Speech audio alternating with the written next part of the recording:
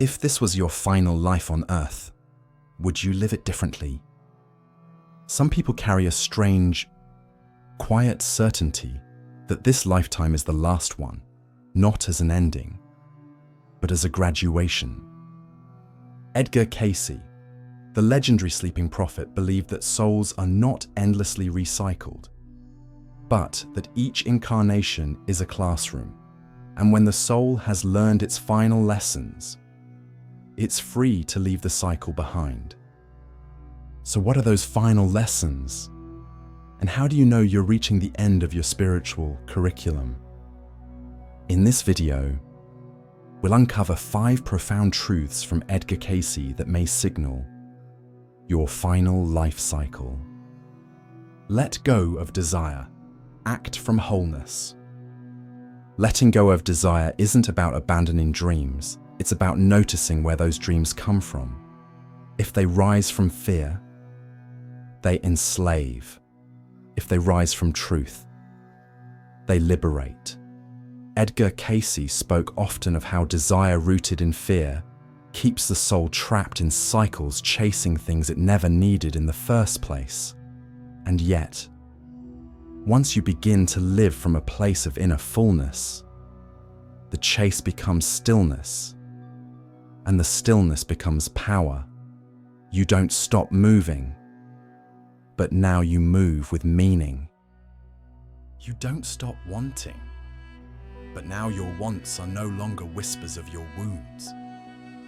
This shift is subtle, but revolutionary. You stop asking, "What can I get from life?" and start asking, "What can I give through it?"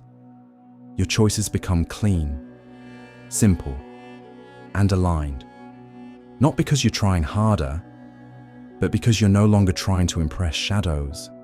You stop proving yourself to ghosts. You stop performing, and in that stopping, a different kind of life begins. One where peace is not something to earn after success, but something you carry into everything you do. When a soul is nearing its final life cycle, Cayce taught, it begins to detach not out of boredom, but out of clarity. You still care, you just no longer cling. You love, but without ownership. You work, but without obsession. And suddenly, your energy returns. You don't waste it chasing what can't fill you. You become more effective, more magnetic, and strangely, more silent inside. It's a silence full of knowing, not absence, a quiet confidence that needs no explanation. And here's the paradox: the more you let go of needing, the more life offers, not as a reward, but as a reflection.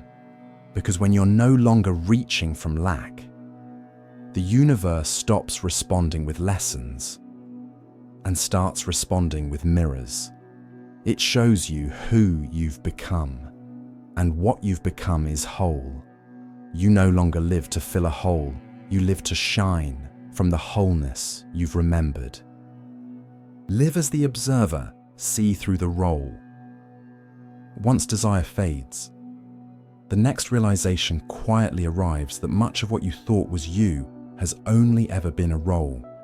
The name, the job, the personality traits you wear like clothes, their costumes stitched together by memory, reaction, and survival.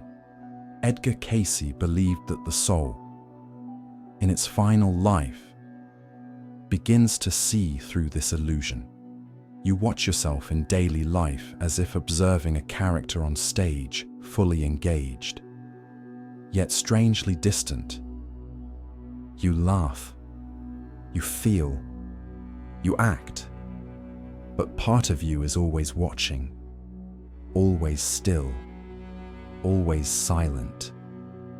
And that watcher, Cayce taught, is who you really are, not the voice that argues, the ego that fears, or the mind that worries, but the quiet awareness behind it all.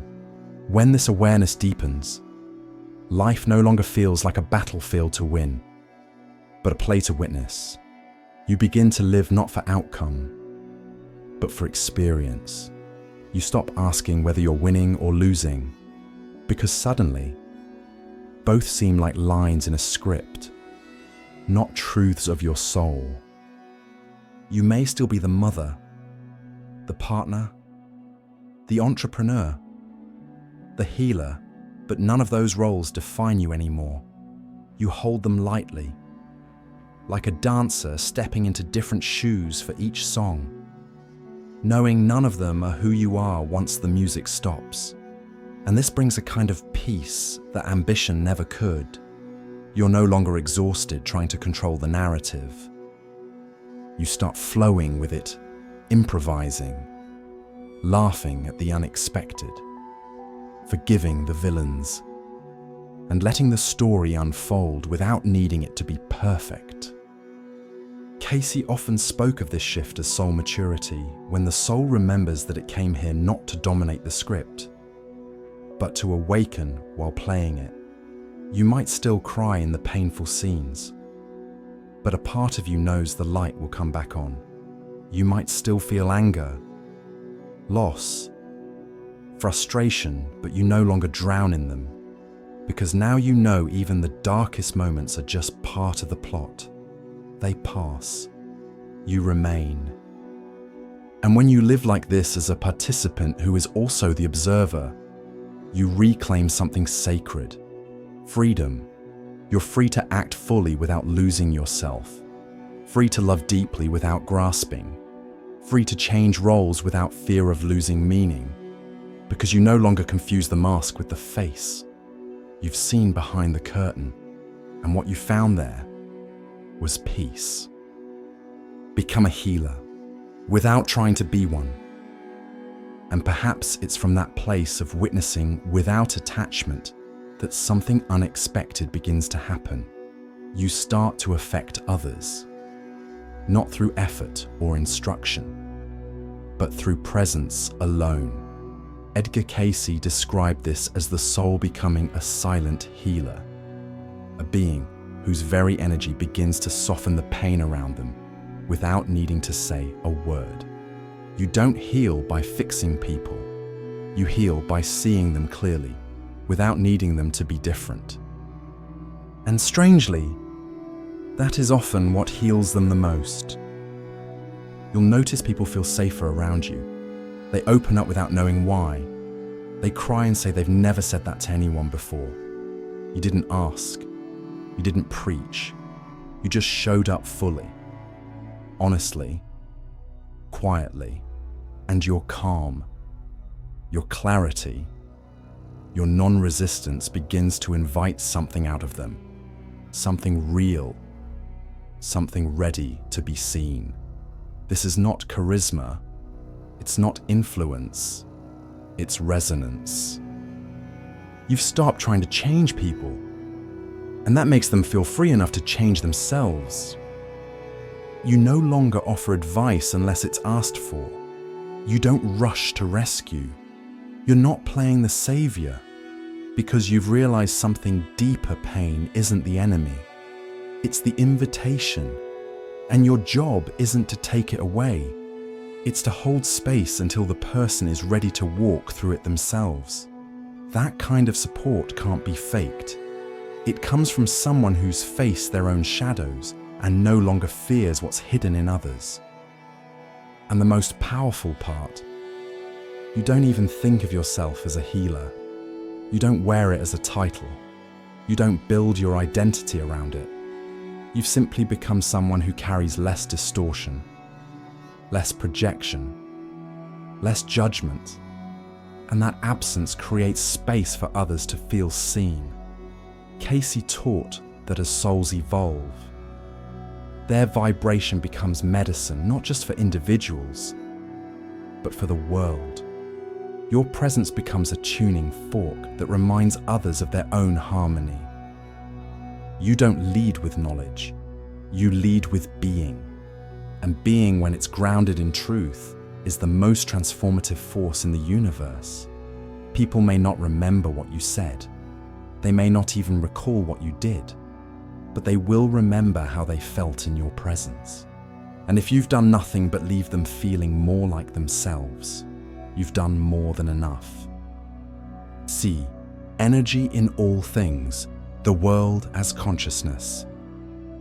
And as your presence deepens, so does your perception, because healing others without trying leads you to a deeper truth that what you're healing was never truly broken, only misunderstood. And from that realization, a new way of seeing begins to unfold. You no longer look at the world as solid, separate, or still. You begin to feel that everything around you, the trees, the air, the objects, even silence itself, is alive with energy. Edgar Cayce often spoke about the veil thinning as a soul matures, allowing us to sense the invisible architecture beneath physical form. You don't need to believe in magic or mysticism to feel it. You just need to be still enough to notice. That moment when you walk into a room and feel the heaviness before anyone speaks. That sense that a place is sacred, though no one told you so. The way some objects feel cold, some feel comforting, and some seem to carry stories without words. This is not imagination, it's resonance. Your awareness has expanded beyond sight and sound into vibration. You begin to sense that every interaction is energetic before it's verbal, that every emotion is a ripple in a larger field.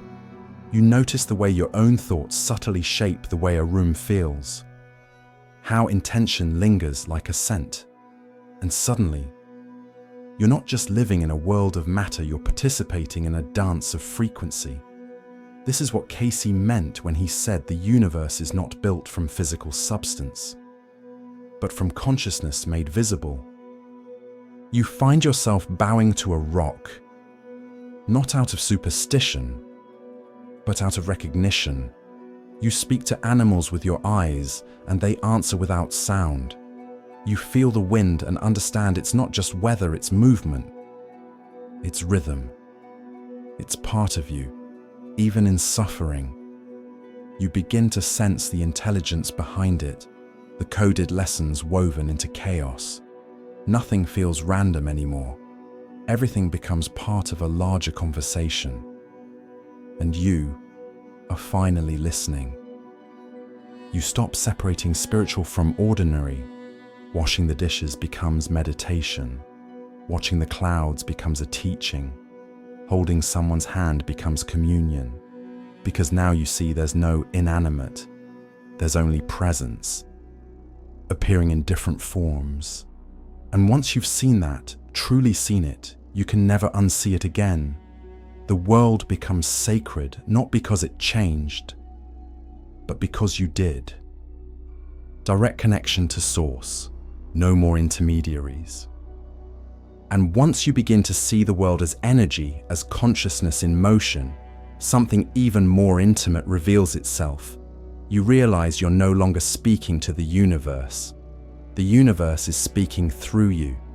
The need for intercessors dissolves. The need for rituals, titles, doctrines, and dogmas fades, not out of rejection, but because you've gone beyond belief into knowing.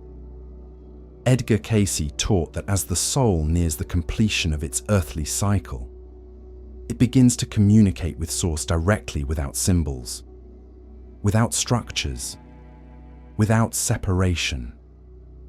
You no longer pray from a place of distance, hoping your words reach some distant sky. You commune silently, instantly, effortlessly, with the infinite field within which you already live and move and breathe.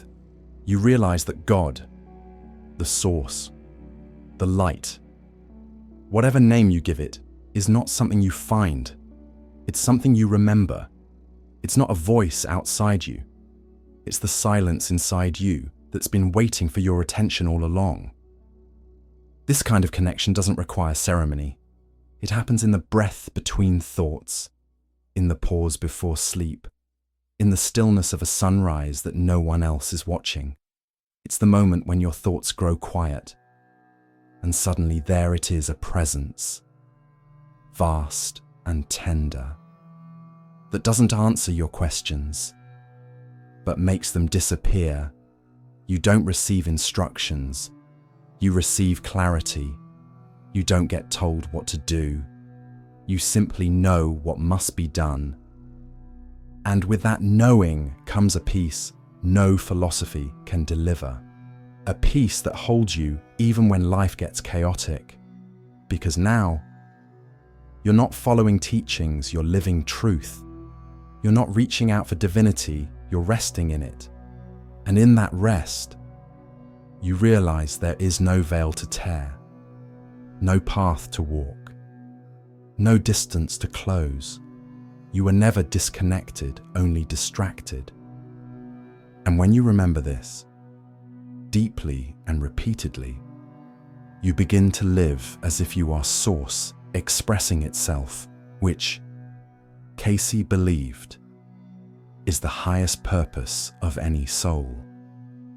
So if you felt echoes of these lessons in your own life, the soft release of desire, the quiet shift into observer mode, the healing presence that asks nothing, the intimate awareness of energy in all things, and the unshakable connection to Source without a name, then perhaps you're not just evolving, perhaps you're remembering, perhaps you're completing something far older than this lifetime. But remember, the point isn't to rush towards some spiritual finish line. The point is to live so fully in each moment that there's nothing left to chase. Cayce never described the final life as a reward. He described it as a return not to escape life, but to embody it so completely that illusion dissolves on its own. You become less concerned with what happens next, and more devoted to what is here, now, real. So don't worry about whether this is your last life or your 10th. Instead, ask, am I living as if I remember who I really am? Because when you do, something extraordinary happens. The ordinary becomes sacred, the mundane becomes mystical, and your very presence becomes part of the healing this world didn't know it was waiting for. If any part of this resonated with you, I invite you to share it in the comments. Not just what you think, but what you've felt, what you've remembered, because your story, like your soul, matters, and someone else may need to hear that they're not alone on this journey. If you'd like more reflections like this, subscribe not just for content, but for connection. We're not here to consume, we're here to awaken, together. Until next time, live gently, love fully, and remember, you were never lost. You were only learning how to see.